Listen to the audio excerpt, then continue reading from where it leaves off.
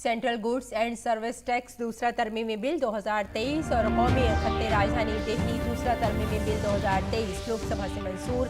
Opposition के हंगामे के दरमियान 40 से ज्यादा मेंबरान पार्लियामेंट को दोबारा लोकसभा से किया गया मुअत्तल। पार्लियामेंट के वक़ार को किया गया पामाल। राज्यसभा के चेयरमैन ने तस्दीक किए जाने पर बरहमी का किया इजहार।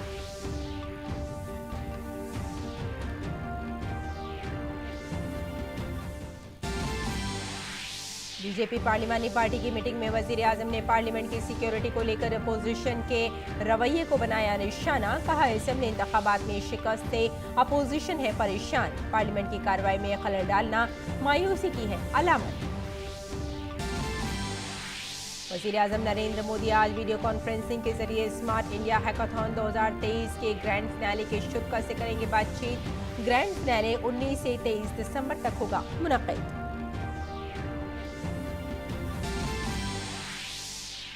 INDI इत्तेहाद की चौथी मीटिंग आज नई दिल्ली में हुई शुरू।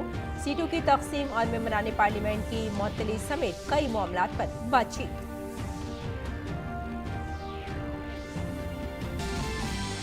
ज्ञानवापी केस में इलाहाबाद हाई कोर्ट का बड़ा फैसला। अदालत ने मुस्लिम फरीक की 5वीं दरख्वास्तों को किया मुस्तरद। फैसला 1991 में हिंदू फरीक की जानिब से दायर केस पर दिया गया था।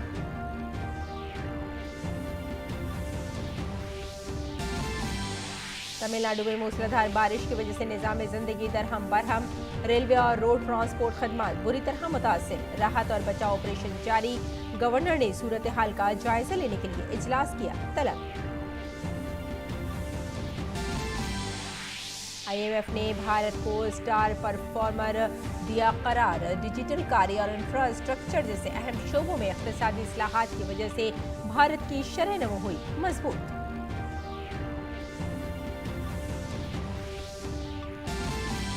भारत और जनूबी अफ्रीका के दरमियान दूसरा वनडे आज खेला जाएगा। टीम इंडिया दूसरा मैच जीतकर सीरीज जीतने के लिए पुरअज़्म, जबकि जनूबी अफ्रीका सीरीज बराबर करने के लिए करेगी कोशिश। आदाब नाज़रीन, खबरनामे में आपका इस्तक़बाल है। मैं हूं आपके साथ रेशमा फारूकी। आइए तफसील से आप खबरों पर नजर डालते हैं। सदर जमहूरिया द्रौपदी मुर्मू ने हैदराबाद में हैदराबाद पब्लिक स्कूल की 100 साला तकरीबात में बतौर मेहमान खुसूसी शिरकत की। इस दौरान उन्होंने तलबा से खिताब भी किया। उन्होंने कहा कि बच्चों को बेहतर तालीम देने के साथ स्कूल में उनकी किरदार साजी पर भी खुसूसी तवज्जो दी जा रही है, जो कि काबिल सताइश है। हैदराबाद पब्लिक स्कूल जैसे संस्थान विद्यार्थियों पर ऐसा प्रभाव डालते हैं जो उन्हें जीवन के विभिन्न पड़ाव पर आगे बढ़ने और निर्णय लेने में मदद करते हैं। एक प्रसन्नता की बात है कि हैदराबाद पब्लिक स्कूल में एकेडमिक अचीवमेंट्स के अलावा चरित्र निर्माण पर भी जोर दिया जाता है। पार्लियामेंट की सिक्योरिटी में कोताही के मामले में कार्रवाई के बावजूद अपोजिशन पार्लियामेंट की कार्रवाई में मुसलसल रखना डाल रही है। आज भी ऐवान की कार्रवाई शुरू होते ही अपोजिशन ने हंगामा शुरू कर दिया, जिसकी वजह से आज भी 40 से जायद अरकान पार्लियामेंट को मुअत्तल कर दिया गया। काबिल जिक्र है कि इससे पहले भी राज्यसभा और लोकसभा के कई मेंबरान असेंबली को ऐवान में हंगामा आराई की वजह से मुअत्तल किया जा चुका है। Shrimati Supriya Sule, Shri SS Ulaka, Shri Adoor Prakash, doctor Abdu Samad Samadani, Shri Manish Tewari, Shri Pradyut Bordoloi, Shri Girdhari Yadav, Shrimati Geeta Kora, A Chelle Kumar, Shri Sakshi Shashi Tharoor, Shri Mohammad Sadiq, Shri MK Vishnu Prasad, Shri PP Mohammad Faizal, Shrimati Sajda Ahmed, Shri Jasbir Gill, doctor Karti Chidambaram, Shri Khelur Rahman, Shri Rajiv Ranjan Singh, Shri DNB Senthil Kumar, Shri Santosh Kumar, Shri Daulchand Goswami, Shri Ranveer Singh Bittu, Shri Mahabali Singh MP and Shri Sunil Kumar Singh, Shri ST Hasan, Shri M Dhanush Kumar, Shrimati Pratibha Singh, Shri Thol Thirumavalavan, Shri Chandrasekhar Prasad, Shri Alok Kumar Suman, Shri Dileshwar Kamath MPs in utter disregard to the House and authority of the chair, including by display of placards and entering into the well of the House and having been named by the chair, resolved that the above mentioned members may be suspended from the service of the House. और मसाइल की कमी से दो चार opposition अब आईनी ओहदे का मजाक उड़ाने से बाज नहीं आ रही। टीएमसी रुकन पार्लियामेंट कल्याण बनर्जी ने राज्यसभा के चेयरमैन जगदीप धनखड़ की बातों का मजाक उड़ाया और उसकी नकल की। जब कल्याण बनर्जी नायब सदर जमहूरिया की नकल कर रहे थे, उस वक्त राहुल गांधी समेत अपोजिशन के कई अरकान पार्लियामेंट ऐवान के बाहर मौजूद थे। हैरानकुन बात यह है कि जब आईनी ओहदे पर फाइज एक शख्स का मजाक उड़ाया जा रहा था तो राहुल गांधी इसका वीडियो बना रहे थे। इस मामले पर राज्यसभा के चेयरमैन जगदीप धनखड़ ने कहा कि अपोजिशन पार्लियामेंट का वकार मजरू करने के लिए तमाम हदें पार कर रही है। मैंने कुछ देर पहले एक टीवी चैनल पर देखा है, गिरावट की कोई हद नहीं है, गिरावट की कोई हद नहीं है। आपके एक बड़े नेता एक सांसद के असंसदीय व्यवहार को वीडियो कर रहे थे। आपसे भी बहुत बड़े नेता हैं वो। मैं तो यही कह सकता हूं, सद्बुद्धि आए, कुछ तो सीमा होती होगी, कुछ जगह तो बख्शो, कुछ जगह तो बख्शो।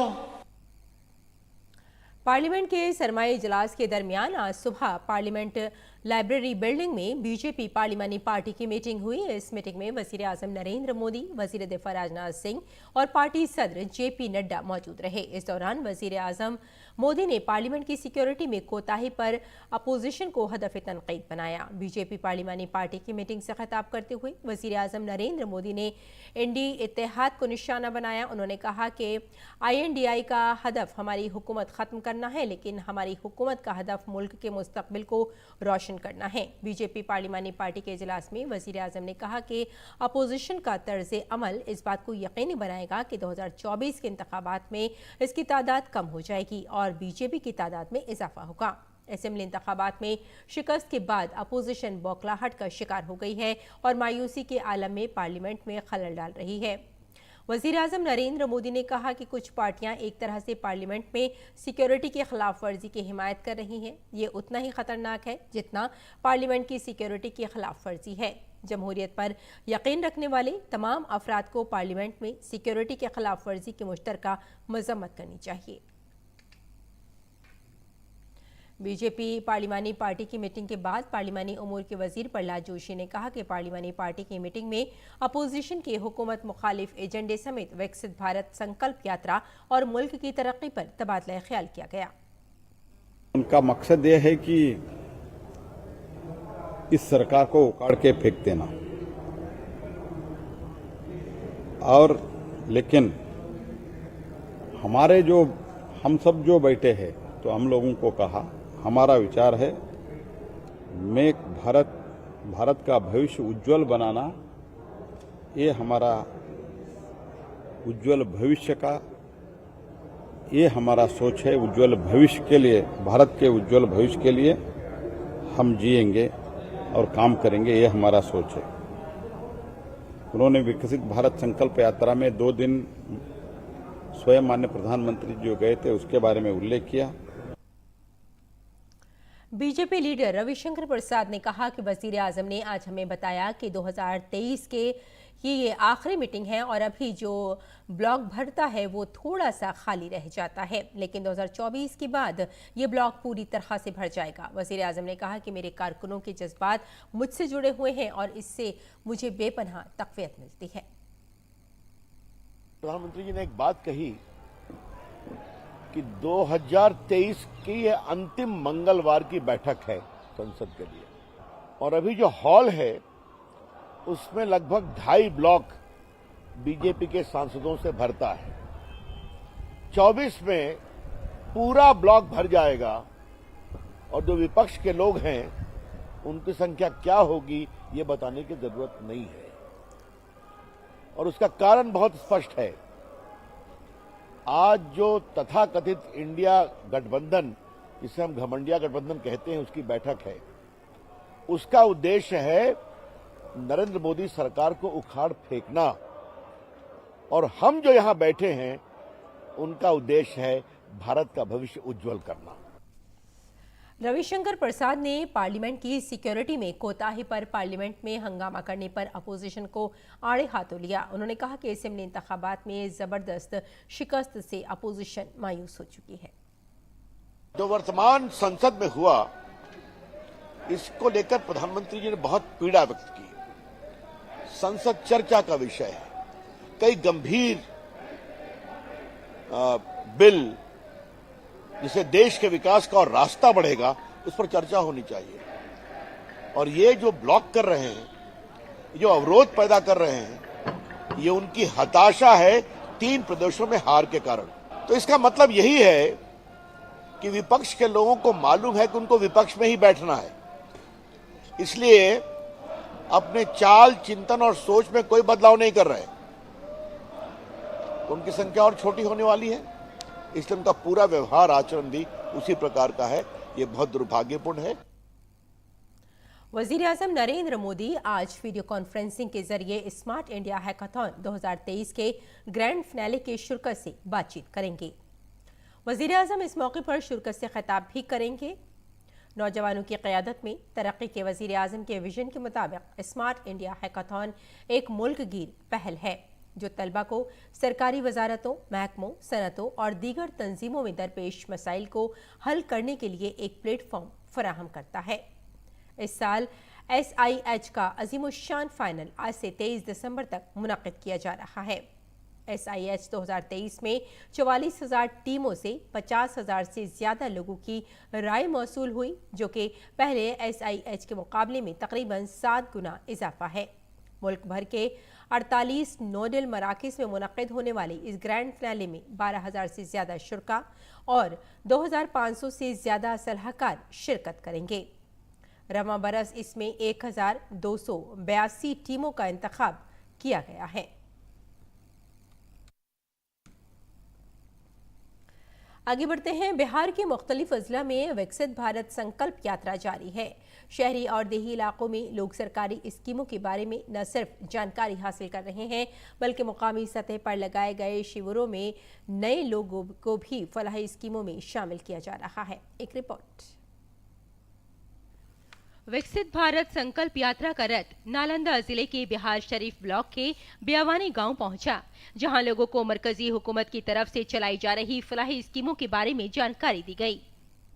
रोहतास जिले के डिहरी ब्लॉक की माधुरी पंचायत और विक्रमगंज ब्लॉक की जमहूदी पंचायत समेत कई मुकाम पर विकसित भारत संकल्प यात्रा रथ के जरिए लोगों को मरकजी हुकूमत की अवामी फलाही स्कीमों के बारे में मालूमात फराहम की गयी। पटना जिले के बख्तारपुर ब्लॉक की पंचायत में विकसित भारत संकल्प यात्रा रथ पहुंचा और साथ ही लोगों में जबरदस्त जोश और खरोश देखने को मिला। मरकजी स्कीमों के बारे में जानकारी हासिल करने के बाद लोग इन स्कीमों से फायदा उठाने के लिए आगे आ रहे हैं। सहरसा जिले के सोर बाजार ब्लॉक की गढ़िया कचरा पंचायत के लोगों को विकसित भारत संकल्प यात्रा रथ से मरकजी हुकूमत की अवामी फलाही स्कीमों से मुताल्लिक तफसील से बताया गया। सुपौल जिले के सरायगढ़ ब्लॉक की पेरा खुर्द पंचायत में मरकजी हुकूमत की बहबूद की स्कीमों को लोगों तक पहुंचाने के लिए विकसित भारत संकल्प यात्रा रथ पहुंचा। गांव वालों ने रथ पर नस्ब LED के जरिए मरकजी हुकूमत की स्कीमों के बारे में मालूमात हासिल की। मुख्तलिफ अजला में रथ पहुंचने के दौरान हमारी मुलाकात मुस्तफिदीन से हुई। आइए जानते हैं उनकी कहानी, उनकी जुबानी। जब से मोदी जी का राशन हम लोग को मिल रहा है, फ्री मुफ्त अनाज, पहले हम लोग को खाने के लिए नहीं था, लेकिन अब सरकार के द्वारा हम लोग को बहुत राहत मिल रही है। और लॉकडाउन में भी मोदी सरकार से हम लोग को बहुत सा राहत राशन मिला था और हम लोग बहुत सरकार, भारत सरकार की जो कि हमारे योजना किसानों के लिए दे रहे हैं, उसमें हमें पूरे साल में 6,000 रुपया किसी के लिए मिलता है और बहुत हमको लाभ मिल रहा है। इसे हमारे मोदी सरकार को बहुत बहुत बधाई। इंदिरा आवास हमरा मिला, इंदिरा आवास से हम मिला तो उसके लिए हम मकान बना लिए, छत के शौचालय बनाए, नल जल भी सर हम लोग का मिलिए गया। उस सब के लिए धन्यवाद मोदी जी के दे रहे हैं। हमारे घर में प्रधानमंत्री जन आरोग्य योजना के तहत उसका भी कार्य हो चुका है। गोल्डन कार्ड जो मुख्य रूप से वो भी बना हुआ है और घर में प्रधानमंत्री उज्ज्वला गैस योजना का लाभ भी हम लोग को समुचित लाभ मिला है, जिसमें अभी जितना भी प्रधानमंत्री का जो भी कार्य है वो सराहनीय रूप से है, जो लागू है। अभी उचित समय पे हम लोग का खाद बीज जो भी मिलता है वो मूल रूप से मिलता है। प्रधानमंत्री योजना से लाभ मिला है। ये किसान क्रेडिट जो कार्ड बना है वो किसान के तहत जो हमको लाभ मिल रहा है। इधर गैस कनेक्शन मोदी जी दिए हैं, वो गैस कनेक्शन से मुझे लाभ आ रहा है। मतलब कहने का मतलब सर, ये मोदी जी की तरफ से हमें किधरों से कोई भी लाभ कमी नहीं है। जो भी लाभ मोदी जी दिए है सब लाभ अवेलेबल है। मोदी की गारंटी से मुताल्लिक रथ जहां भी जा रहा है, लोग न सिर्फ मरकजी हुकूमत की स्कीमों से वाकफियत हासिल कर रहे हैं बल्कि इससे इस्तिफादा भी कर रहे हैं। Bureau report, DD news Urdu खबरें। और दिल्ली शराब घपले के मामले में ईडी ने वजीर आला अरविंद केजरीवाल को दोबारा सम्मन भेजा है ताकि इस बदनुमानी के सिलसिले में उनसे पूछगछ की जा सके। ईडी ने अरविंद केजरीवाल को सम्मन भेजकर उनसे पूछगछ के लिए हाजिर होने को कहा है। तहकीकाती एजेंसी ने आप कन्वीनर को दूसरा नोटिस भेजा है। इससे कबल ईडी ने 2 नवंबर को अरविंद केजरीवाल को सम्मन भेजा था, लेकिन अरविंद केजरीवाल ने इसे गैर कानूनी करार देते हुए पूछगछ में शामिल होने से इनकार कर दिया था। ताहम इस बार भी वो बचने की कोशिश कर रहे हैं। आम आदमी पार्टी के लीडर सौरभ भारद्वाज अब कह रहे हैं कि वजीर आला अरविंद केजरीवाल का विपश्यना कोर्स 1 माह पहले ही तय हो गया था और वो 21 दिसंबर को हाजिर होने के लिए ईडी के सम्मन को देखकर हैरान है। ये बात पब्लिक डोमेन में करीब 1 महीने से है कि दिल्ली के मुख्यमंत्री अरविंद केजरीवाल जी 19 तारीख से यानी कि आज शाम से विपासना के अपने कोर्स के लिए जा रहे हैं। ऐसे में ईडी ने इसी समय क्यों सम्मन भेजा, हमारी लीगल टीम जो है इसको स्टडी करेगी और उसी हिसाब से रिस्पॉन्ड करेगी। दरअसल मीडिया रिपोर्ट्स में पहले ही ये कयास आराइयां की जा रही थी और अब आम आदमी पार्टी विपासना का ही बहाना बनाती नजर आ रही है। इस मामले में बीजेपी का रद्द-ए-अमल भी सामने आया है। दिल्ली बीजेपी के सेक्रेटरी हरीश खुराना ने कहा कि अगर केजरीवाल ने कुछ गलत नहीं किया है तो उन्हें किस बात का डर है। मेरा ख्याल है कि अरविंद केजरीवाल को इस बार जाना चाहिए और ईडी जो भी सवालात पूछे उसका जवाब देना चाहिए। मरकजी वजीर अनुराग सिंह ठाकुर ने सोशल मीडिया प्लेटफॉर्म एक्स पर एक वीडियो शेयर किया है। वीडियो में उन्होंने कहा कि गुज़िश्ता चंद सालों में भारत ने तारीखी कामयाबियां हासिल करके आलमी सतह पर अपनी एक नई शनाख्त बनाई है। वजीर आज़म नरेंद्र मोदी ने हम सब के सामने एक तरक्की याफ्ता भारत 47 का हदफ रखा है, जिसे हासिल करने में नौजवानों का किरदार बहुत अहम होने वाला है। मेरे नौजवान दोस्तों, mybharat.gov.in में शामिल हो ताकि भारत को एक तरक्की याफ्ता मुल्क बनाने और तब्दीली लाने में शिराकतदार बने। नमस्कार। आपने देखा होगा पिछले कुछ वर्षों में भारत की नई पहचान बनी, नए आयाम स्थापित किए। G20 की अध्यक्षता हो या चंद्रयान मिशन की सफलता हो, खेल के मैदान में नए रिकॉर्ड स्थापित करना हो, हर तरफ भारत का डंका बोल रहा है, क्योंकि 10वें नंबर से 5वें नंबर की अर्थव्यवस्था भी भारत बन चुका है। लेकिन प्रधानमंत्री मोदी जी ने नया लक्ष्य तय किया है, विकसित भारत एट 2047, यानी कि अगले 25 वर्षों में हमें अपने देश को विकसित बनाना है। इसलिए हर युवा का योगदान बहुत जरूरी है। हर भारतीय को उसमें अपनी भागीदारी दिखानी है और जन भागीदारी के लिए प्लेटफॉर्म बनाया है माई भारत का, मेरा युवा भारत। और इस पे जुड़ना कैसे है? mybharat.gov.in जुड़िए, योगदान दीजिए और विकसित देश बनाइए। जुड़िएगा जरूर mybharat.gov.in पर। धन्यवाद। जय हिंद, जय भारत। और ज्ञानवापी मामले में मुस्लिम फरीक को इलाहाबाद हाई कोर्ट से बड़ा धचका लगा है। अदालत ने मुकदमे को चैलेंज करने वाली मुस्लिम फरीक की तमाम 5 अर्जियों को मुस्तरद कर दिया है। ये फैसला जस्टिस रोहित रंजन अग्रवाल की सिंगल बेंच ने सुनाया है और अंजुमन इंतजामिया कमेटी और यूपी सुन्नी सेंट्रल वक्फ बोर्ड ने वाराणसी की अदालत में 1991 में दायर असल मुकदमे को इलाहाबाद हाई कोर्ट में चैलेंज किया था। 3 अर्जियां मामले से मुताल्लिक थीं, जबकि बाकी 2 अर्जी ASI सर्वे ऑर्डर के खिलाफ दायर की गई थी। इलाहाबाद हाई कोर्ट ने समाअत मुकम्मल होने के बाद 8 दिसंबर के मामले में अपना फैसला महफूज रख लिया था। इसके साथ ही ज्ञानवापी तनाज़े को लेकर वाराणसी की डिस्ट्रिक्ट कोर्ट में 1991 में दायर अर्जी की समाअत का रास्ता साफ हो गया है। 1991 के मुकदमे की समाअत को मंजूरी देते हुए हाई कोर्ट ने वाराणसी की अदालत को 6 माह के अंदर मामले की समाअत मुकम्मल करने का भी हुक्म दिया है। अब सिर्फ ASI का सर्वे ही दुरुस्त होगा। अगर वो कुछ और सर्वे करना चाहते हैं तो हिंदू फरीक अदालत में अर्जी दाखिल कर सकता है।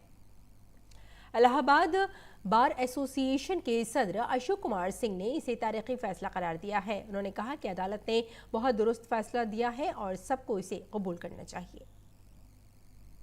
माननीय उच्च न्यायालय ने जो फैसला दिया वह एक ऐतिहासिक है और ये सभी पक्षों को मानना चाहिए, क्योंकि उन्होंने ये कहा है कि 6 महीने में इसे निस्तारित किया जाए और उनके एप्लीकेशन को रिजेक्ट किया है। किसी चीज को केवल लटकाना ही न्याय नहीं है। वैसे भी बहुत देरी होने से न्याय का कोई मतलब नहीं रह जाता, इसलिए न्यायालय ने बहुत ही अच्छा निर्णय दिया है कि 6 महीने में इसे निस्तारित किया जाए।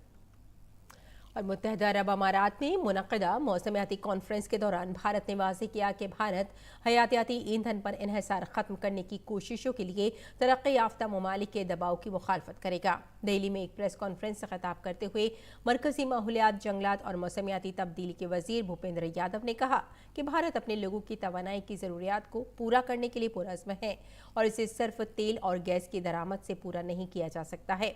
भूपेंद्र यादव ने कहा कि भारत अपने काबिल तजदीद तवानाई की सलाहियत को बढ़ाने के लिए पुरअज़्म है, लेकिन जब तक हम एक तरक्की याफ्ता भारत का मकसद हासिल नहीं कर लेते, हमें कोयले से पैदा होने वाली तवानाई पर इन्हिसार करना पड़ेगा। उन्होंने कहा कि दुनिया की कुल आबादी का 17% भारत में रहता है, लेकिन आलमी कार्बन के अखराज में भारत का हिस्सा सिर्फ 4% है। गुर्बत का खात्मा बहुत से ममालिक की तरजीह है, इसलिए हम तरक्की याफ्ता ममालिक का कोई दबाव कबूल नहीं करेंगे। विकसित देशों के दबाव को स्वीकार नहीं किया गया, अपनी क्षमताओं को बढ़ाने की बात की गई और सबसे बड़ी बात है कि भारत ने अपनी वैकल्पिक ऊर्जा की क्षमता को समय से 9 साल पहले प्राप्त किया। तो हमने कहा है और हमने अपने 3rd कम्युनिकेशन में भी कहा है कि एक तरफ हम अपने लोगों को एनर्जी देने के लिए लगातार प्रतिबद्ध हैं, रिन्यूएबल एनर्जी की क्षमता को बढ़ाने के लिए प्रतिबद्ध हैं, पर चूंकि हम दुनिया की 17% आबादी हैं और 17% आबादी होने के कारण एनर्जी नीड को केवल हम बाहर से ऑयल और गैस इंपोर्ट करके पूरा नहीं कर सकते। इसलिए जब तक विकसित भारत के पूरे लक्ष्य को प्राप्त नहीं करेंगे, हमें कोयले की क्षमता पर भी निर्भर रहना होगा। वजीर जंगलात और माहौलियात ने कहा कि वजीर आज़म नरेंद्र मोदी की क़यादत में भारत दुनिया भर में जारी मौसमियाती तब्दीली के मुज़ाकरात में तरक्की पजीर ममालिक की आवाज़ बनकर उभरा है। पूरे विश्व में चलने वाली जलवायु परिवर्तन की वार्ता में माननीय प्रधानमंत्री श्री नरेंद्र मोदी जी के नेतृत्व में भारत विकासशील देशों की आवाज़ बनकर उभरा है। इसको कह सकते हैं इंडियाज राइजिंग स्टेचर ग्लोबली। और बैनुल-अक़वामी मालियाती फंड की आर्टिकल 4 की मुशावरती रिपोर्ट जारी कर दी गई है। IMF ने भारत को इक़्तिसादी महाज पर एक स्टार परफॉर्मर करार दिया है।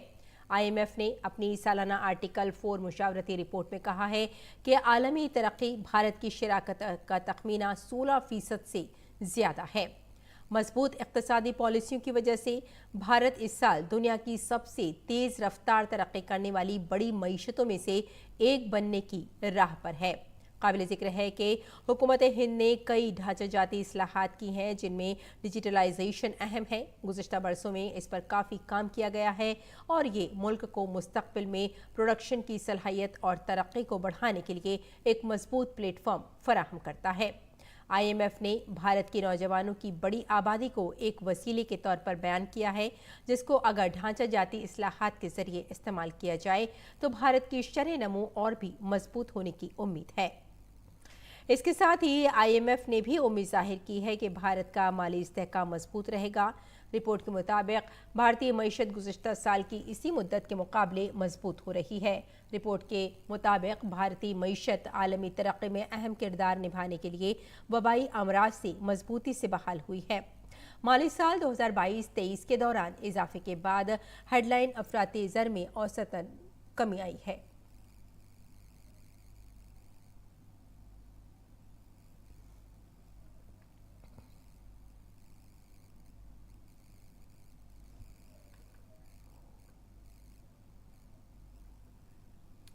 अपोजिशन के INDI इत्तेहाद में शामिल जमातों की आज नई दिल्ली में मीटिंग जारी है। इस इत्तेहाद की पिछली 3 मीटिंगों के मुकाबले इस बार सूरत हाल मुख्तलिफ है। तीसरी मीटिंग से इस मीटिंग में एक तवील वक्फा है और 5 रियासतों के इंतखाबात में भी INDI इत्तेहाद की इत्तेहादी जमातों में तलखी सामने आई है। ऐसे में सबकी नजरें इस मीटिंग पर मरकूज हैं। काबिल जिक्र है कि कांग्रेस सदर मल्लिकार्जुन खड़गे ने पहले ही ये मीटिंग तलब की थी, लेकिन नीतीश कुमार, हेमंत सोरेन, ममता बनर्जी और अखिलेश यादव के इनकार के बाद मीटिंग मुलतवी करनी पड़ी थी। तमिलनाडु में शदीद बारिश की वजह से रियासत के जुनूबी अजला को शदीद सैलाब का सामना है। कन्याकुमारी समेत कई इलाकों में मूसलाधार बारिश हो रही है। तिरुनेलवेली, कन्याकुमारी, थूथुकुडी और थेनकासी अजला में शदीद बारिश की वजह से स्कूल बंद रहे। महकमे मौसमियात ने रियासत के मुतादिद अजला में शदीद बारिश के हवाले से ऑरेंज अलर्ट जारी किया है।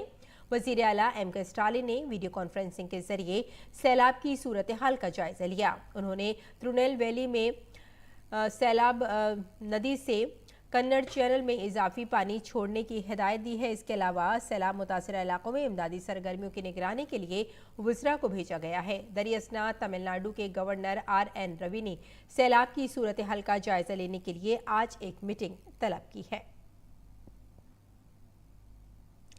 अमरीकी वज़ीर दिफा लॉयड ऑस्टिन और इसराइल के दौरे पर हैं। इस दौरान इसराइली वज़ीर आज़म ने मुश्तरका प्रेस कॉन्फ्रेंस की।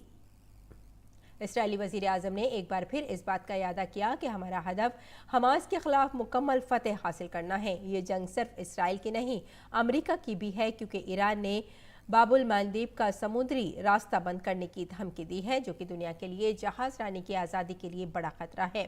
पीर को एक प्रेस कॉन्फ्रेंस के दौरान इसराइली वज़ीर आज़म बेंजामिन नेतन्याहू ने इसराइल की हिमायत पर वाशिंगटन का शुक्रिया अदा किया। ऑस्टिन ने कहा कि मैं यहाँ ये वाज़ेह करने आया हूँ कि अमरीकी सदर जो बाइडन बारहा कह चुके हैं कि हमारी इसराइल से वाबस्तगी है। हम इसराइल के खिलाफ मजबूत हैं। इसराइल एक छोटा और मुत्तहिद मुल्क है। इसराइली हमास के हौलनाकियों से मुतासिर हैं। अमरीकी शहरियों के साथ इसराइली शहरी भी हमास के कैद में हैं। इसराइल के साथ हमारी वाबस्तगी गैर मुतज़लज़ल है। कोई फ़र्द, गिरोह या फिर मुल्क हमारा अज़्म का इम्तिहान ना ले। उन्होंने कहा कि ईरान को हौसियों के हमलों की मुखालफत करनी चाहिए और ये कि अमरीका इसराइल को दरकार हथियार और साजो सामान फराहम करेगा। तो नाज़रीन, खबरनामे में फ़िलहाल इतना ही। इजाज़त दें। आदाब।